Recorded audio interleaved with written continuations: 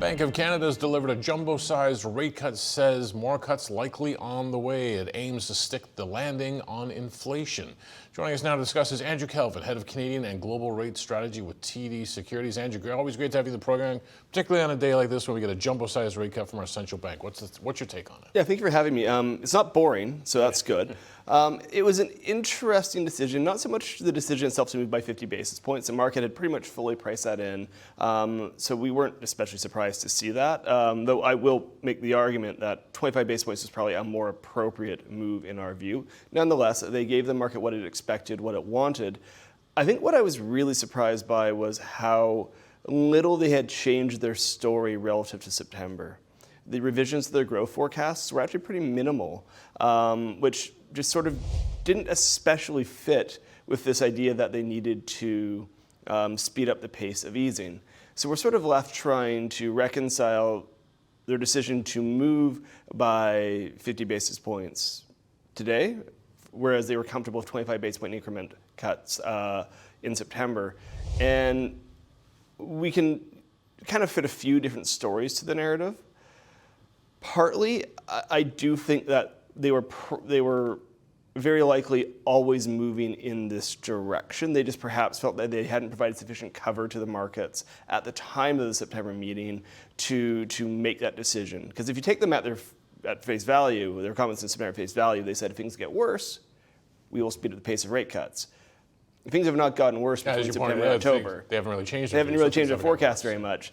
So it's sort of hard to look at that explanation and justify today's moves. Okay, so what do we look at? Are they just chasing the markets? Did they not want to disappoint the markets? Again, no one's ever going to admit to that.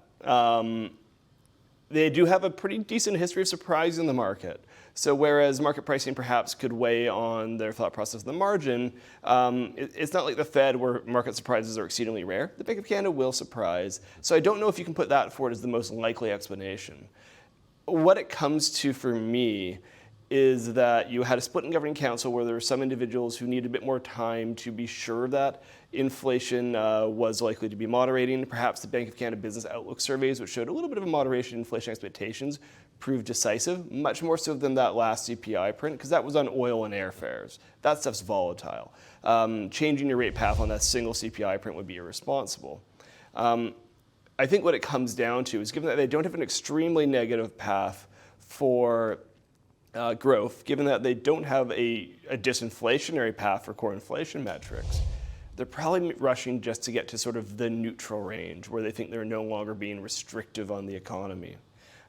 They've said they're going to be data dependent, so they're not going to pre-signal any moves, and honestly that's the right thing to do.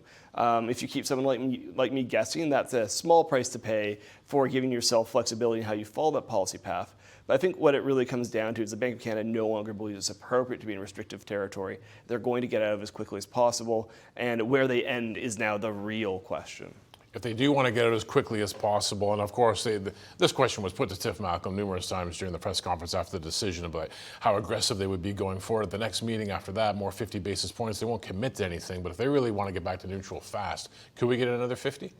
That is our base case here, that we get another 50 basis point cut in December. December's priced sort of as a coin toss, which is appropriate at this point.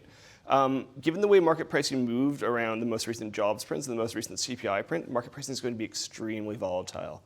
Like, I would be surprised if over the next month and a half, we don't see news stories talking about market participants looking for a 25 basis point cut, followed very shortly by stories about market participants looking for 50 basis point cuts. It's going to remain volatile. But I think what I really come down to, at the end of the day, accelerating the pace of easing just one time and moving back to 25 basis point cuts, you're not doing very much to change financial conditions there. You're not doing very much to change economic outcomes. If I assume they have a plan here, and it's usually a good bet that they have a plan, it makes sense that you would follow that up with another 50 basis point move unless the world changes dramatically between now and December, which for reasons that I'm sure we'll discuss later, I mean, it could, I suppose, but. Of course, ahead of any rate decision, we always sit around the desk in the morning. You're waiting for the decision to arrive. It's like, so if it's only a quarter, what's the justification here? We're saying, well, is it just that stronger than expected jobs number that we got? But it was interesting when I was going through the thing. They didn't seem all that impressed by the labor market. Jobs, layoffs have remained modest. Business hiring has been weak, affecting young people, newcomers. They didn't seem that impressed. So with the strong population growth that we've seen over particularly the last year, but over the last few years, what we think of as the break-even pace of employment growth, it's increased dramatically. Now you need to be seeing 50, 60,000 jobs per month to hold the employment to population ratio stable. One thing Governor Macklem did really seize upon in his comments today is that a lot of that increase in unemployment, it's been concentrated amongst newcomers and students, which are the parts of the economy where you expect labor market stresses to show up first. So what they're focused on, it's not job changes so much as it is the move in the unemployment rate. And I think it raises a really interesting question though, because in terms of your impact on growth and inflation, having localized but high unemployment rates amongst lower spending cohorts should be less disinflationary than a broad-based increase in unemployment. Because if the unemployment rate had increased by the same amount amongst all cohorts of the labor force, you'd expect a far more disinflationary outcome than one that's just concentrated amongst newcomers and amongst young people. So but that is what he was seizing on. There is some element to this where if you have cut the overnight rate by 50 basis points, you do need to have a reason for it. It did feel a little bit like we felt like it. Yeah, yeah, that won't be good enough. Yeah, I woke up, looked at the sun, it was a 50 sort of a day. It did have a bit of a tinge of an ex post justification to it. That's the labor side of it. Well, let's get back to the inflation side because they say we need to stick the landing on this. The biggest downside risk, they said, is that it takes longer for household spending and business investment to pick up. I think there was something in the opening comments or maybe the Q&A where they said, we think we give the country 50 basis points, we're going to see that pick up. But if it doesn't, maybe they got another problem on their hands in terms of inflation being too low. So this really comes to the conversation around the terminal rate.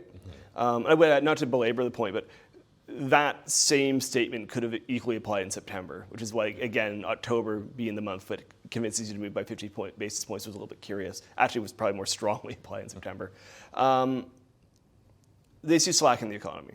Their way of thinking is that slack in the economy is the thing that generates inflation in the future. So if you have no slack, or if you have no slack in the economy, you're much more likely to see high inflation in the future than if there's a lot of slack in the economy. So they believe there's slack in the economy. The way you achieve 2% inflation, not 1.5 or 1, is you reduce that slack to 0 over time. It's why, although the Bank of Canada is an inflation targeter, they do have concerns around things like the labor market, not because they have a dual mandate like the US does, but because those things feed into their inflation path. If moving quickly to the sort of neutral area is not going to be enough to cause growth to pick up, we wind up in a world where slack is potentially persistent, and then you need to provide even more stimulus to cause businesses and consumers to increase spending to the point that they would see as consistent with 2% inflation.